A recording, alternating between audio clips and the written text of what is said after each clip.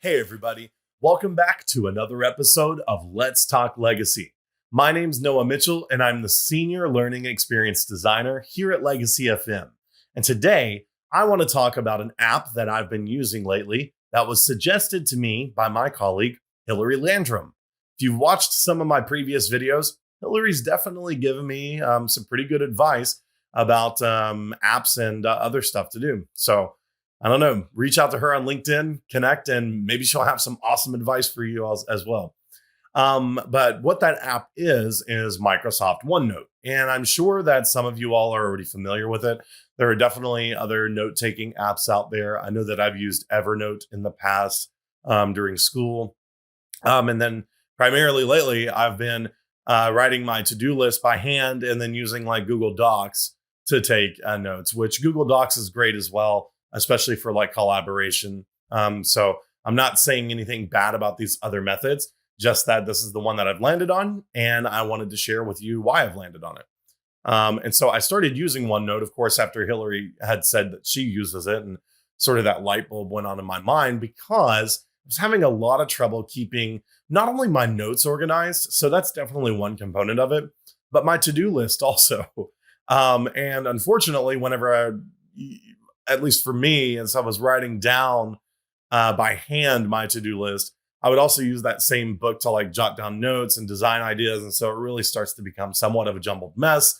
And I've really got to know like where to look for things, which hasn't always been a problem in the past, but you can imagine it starts to get a bit discombobulated after a while. One aspect of that is that a lot of times, let's say I write down my to-do list today, get some things done, and then tomorrow I, drag the items that I haven't finished over to that new day, but I forget one. And then, I continue to the next day and that one that I forgot is still lagging now 2 days behind. And before you know it, I'm, wondering, wait a minute, what about XYZ? Oh my gosh, I forgot to roll it over. So now I don't know about it.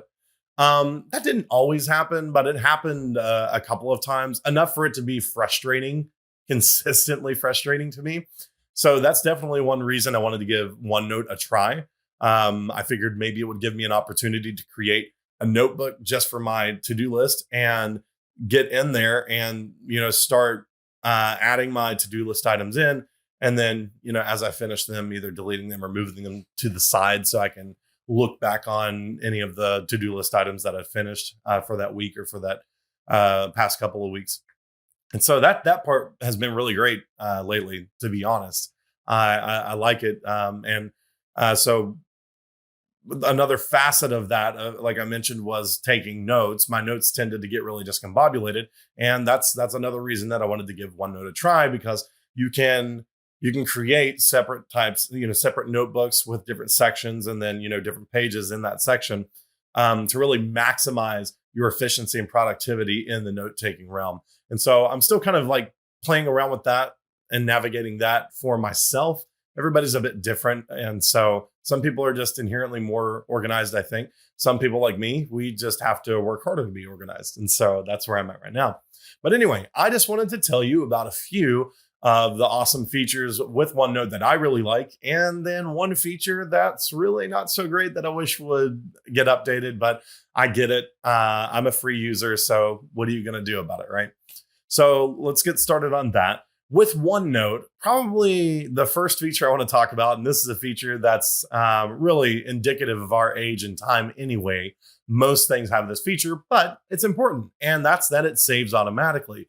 So no matter what I'm doing, if I'm in the middle of note taking and I have to step away, or if I have to like close my computer down and let's say that it bugs out and OneNote closes, I know that, I'm going to pull an arbitrary percentage here, but 99% of the time, my notes are going to be saved. I don't have to worry about any of the work that I've done. So that's amazing. And so the second feature that I really like, of course, that I mentioned previously, is I can organize my to-do list and my notes across these various notebooks. And so that really just gives someone like me more of an ability to be able to think about how things fit together, how they need to be broken down and organized. So that's been great. I think another feature that is, and this will be the last feature actually that I talk about, that sorry, not the last feature. I apologize. I've got two more features, and I promise I'm done. So the ability to search anywhere in the notes, and that's pretty cool. So if you actually press, I believe it's Control E, you can search for keywords. And what OneNote will do, it will search, and you can filter this, of course, but you can search every notebook for that keyword, and it's going to bring up a list in a toolbar on the side that shows you all of the places where that keyword pops up. And here's the really, really cool part, because that's not cool enough, right? Not only is it going to bring up every notebook and show you every instantiation of that in your typed notes, it can do that in your handwritten notes if there are some in there. And then if you, like, let's say, drag and drop an image into your page someday, if that image has text that includes that keyword, OneNote's also going to interpret that and bring it up in that list.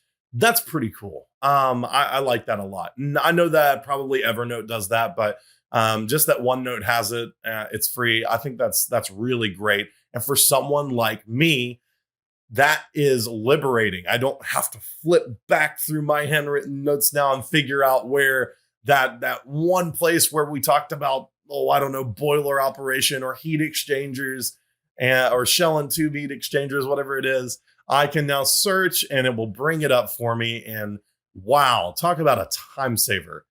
So that's really great. And then the last thing that I want to talk about, and this at least at first was like my favorite feature, and it's super simple, but I love it.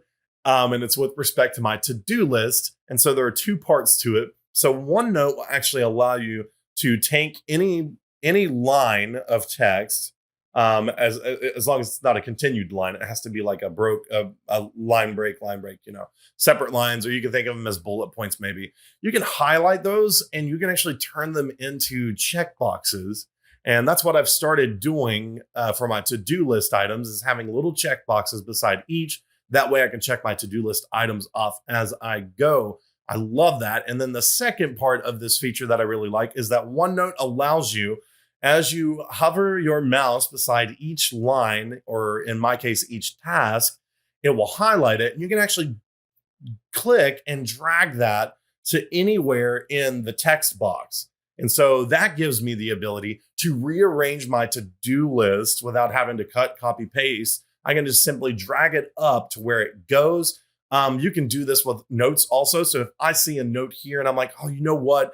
I wrote this sort of as like a side note, but now I've got this whole section where I think it could go. Click, drag, boom. I can drag it from this text box over into this one, and it'll allow me to place it anywhere that I think it should go.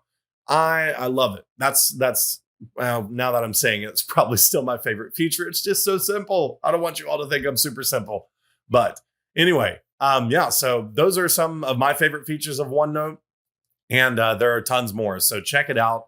Probably the one feature, I know I promised you one feature that I don't like about OneNote, is that the formatting options are limited. So if you're used to the range of options that you get with like Google Docs or Microsoft Word, as far as like formatting the text goes, you might be a little frustrated with OneNote. But that being said, I think it's a great app. Hillary, I really appreciate you for bringing it back to my attention. I know that some other people on our team use it, and it's looking like it's turning out to be a really good thing for me as well. So I hope you all enjoyed this video. I hope that you're taking some good advice or some good tips or some cool ideas away from it.